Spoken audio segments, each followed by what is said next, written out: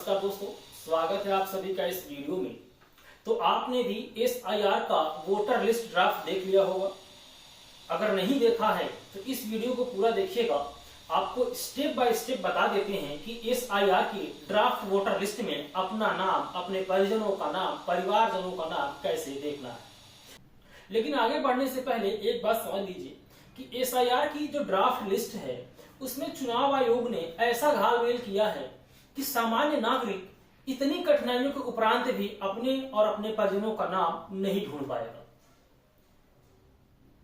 हुआ यह है कि SIR की लिस्ट को PDF फॉर्म में बनाकर अपलोड कर दिया गया है और आप इस लिस्ट में अपना नाम सर्च नहीं कर सकते।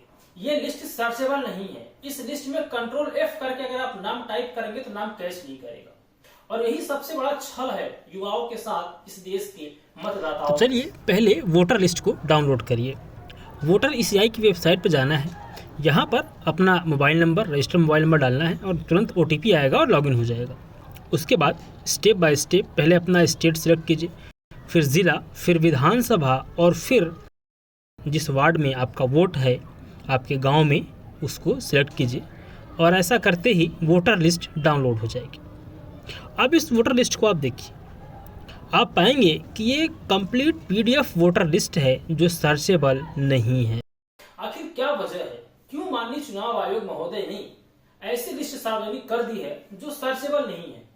अब मान लो किसी गांव में 2000, 3000 या फिर 1000 वोटर हैं, तो आपको अपना नाम सर्च करना है तो सभी 1000 लिस्ट आपको देखनी पड़ेगी। स्टेप बाय स्टेप एक एक चीज देखनी पड़ेगी। क्या ये आज के दौर में, इस टेक्नोलॉजी के जमाने में ये फिजिबल है? क्या ये एक्सेप्टेबल है, स्वीकार्य है? मतलब चुनाव आयोग ने पूरी तैयारी कर ली है कि जिसका नाम कट गया हो वो अपना नाम सूची में सर्च ही न कर पाए।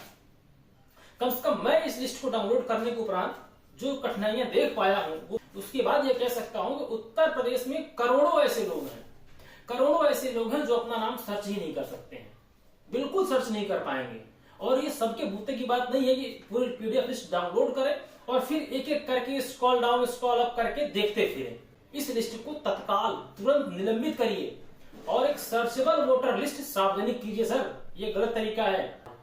प्रतिपक्ष के लोग तो प्रश्न उठा ही रहे थे और इसीलिए उठा रहे थे क्योंकि आपने जो सूची जारी की है उसमें आदमी अपना नाम सर्च ही नहीं कर सकता, खोज ही नहीं सकता है। आखिर ऐसी सूची क्यों नहीं होनी चाहिए थी कि व्यक्ति अपना नाम डाले, अपने पेरेंट्स का नाम डाले, कुछ डेटा भरे और उसकी लिस्ट पब्लिक में आ जाए। पहले उसका आपने JPG बनाया और फिर फोटो को ही PDF में कन्वर्ट कर दिया है। ले और करो खोज भी। और ये सारा कुछ चुनाव आयोग ने इसलिए किया है कि प्रतिपक्ष के लोग या जो इंडिपेंडेंट रिसर्चर्स हैं, इंडिपेंडेंट ऑब्जर्वर्स हैं, वो कोई आपत्ति न दर्ज करवा पाए। आखिर क्यों ये करने की आवश्यकता क्या थी? आपने कोई चोरी छिपी की है क्या? चुटाई की है? किसी का नाम काटने का आपने ठेका ले रखा है? वजह क्या है? आखिर चुनाव आयोग की नीयत क्या है? जब बिहार की लिस्ट आपने जारी की थी तब वो सर्चेबल थी, लेकिन बाद में जब लोगों ने उसमें ऑब्जेक्शन किया, आपत्ति लगाना शुरू किया, तो आपने उसको ऐसे कर दिया कि नाम ही सर्च न कर पाए और फिर वही ट्रेंड अब पूरे देश में लागू कर दिया आपने। चुनाव आयोग की नीयत पर सवाल है, चुनाव आयोग की मंशा पर सवाल है।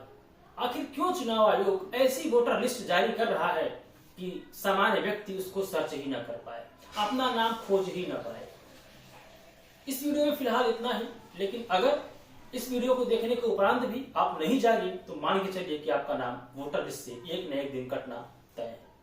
और एक बात और कहना चाहूंगा कि अखिलेश यादव ने जो प्रश्न उठाया है कि अगर पंचायत का और विधानसभा का वोटर लिस्ट बनाने वाला BLO एक था तो फिर दोनों वोटर लिस्ट में मतदाताओं के आंकड़े में हेरफेर क्यों है?